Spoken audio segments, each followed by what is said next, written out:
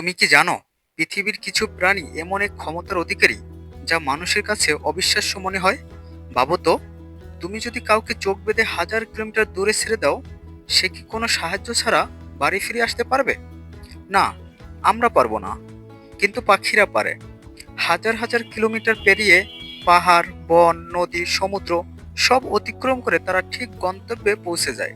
প্রশ্ন হলো, কিভাবে? বন্ধুরা, তোমরা যদি না জানো তাহলে ভিডিওটি শেষ পর্যন্ত দেখো এবং সাবস্ক্রাইব করে পাশে থাকো। পাখিদের তো নেই গুগল ম্যাপস, নেই জিপিএস, নেই কম্পাস, তাহলে তারা দিক চেনে কিভাবে? বছরের পর বছর ধরে বিজ্ঞানীরা এই প্রশ্নের উত্তর খুঁজেছেন। অনেক গবেষণার পর তারা এক অবিশ্বাস্য তথ্য আবিষ্কার করেন।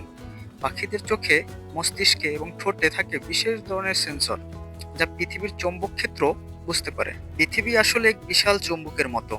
উত্তর মেরু আর দক্ষিণ মেরুর মধ্যে ছড়িয়ে আছে এক বিশাল অদৃশ্য চৌম্বক ক্ষেত্র।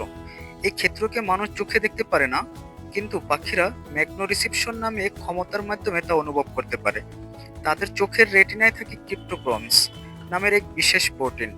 এই প্রোটিন সূর্যের আলোতে সক্রিয় হয় এবং চৌম্বক ক্ষেত্রের দিক সম্পর্কে মস্তিষ্কে সংকেত পাঠায়। এটা যেন প্রকৃতি নিজেই তাদের ভেতরে একটি জিপিএস বসিয়ে দিয়েছে। আমরা অতিথি পাখি নামে চিনি, যার ইংরেজি নাম মিগ্রেটরি বার্ডস। এই পাখিটি বছরে প্রায় 70,000 কিলোমিটার উড়ে যায় উত্তর মেরু থেকে দক্ষিণ মেরু, তারপর আবার ফিরে আসে পথ বর্ণনা করে। ভাবা যায়, আমরা সবাই কবুতরকে চিনি। কবুতরকে চোখ বেঁধে অনেক দূরে ছেড়ে দিলেও সে কয়েকদিনের মধ্যে ঠিক নিজের বাসায় ফিরে আসে। কিন্তু কিভাবে? গবেষকরা দেখেছেন, কবুতর চৌম্বক ক্ষেত্র নয়, সূর্যের অবস্থান, এমনকি রাস্তার গন্ধ মনে রাখতে পারে। এক ধরনের পাখি আছে যার অভ্যাস শুধু সাগর পাড়ি দেওয়া। বার্টেলড গডউইট নামের পাখিগুলো একটানা 12,000 কিলোমিটার উড়ে নিউজিল্যান্ড থেকে আলাস্কা পর্যন্ত পৌঁছে যায়, কোনো বিরতি ছাড়াই। প্রাচীনকালের মানুষরাও পাখির এই ক্ষমতা কাজে লাগাতো। যেমন যুদ্ধের সময় কবুতর দিয়ে বার্তা পাঠানো হতো। দ্বিতীয় বিশ্বযুদ্ধের সময়ও হাজার হাজার কবুতর সেনাদের জন্য গুরুত্বপূর্ণ খবর পৌঁছে দিয়েছে। পাখির দিক চেনার ক্ষমতা এতটাই নির্ভরযোগ্য ছিল যে জীবনের ঝুঁকি নিয়েও তারা কাজ করত। বিজ্ঞানীরা অনেক পরীক্ষা করেছেন। একবার ইউরোপের গবেষণা কেন্দ্র কিছু অভিবাসী পাখিকে ল্যাবে এনে চৌম্বক ক্ষেত্র বদলে দেন।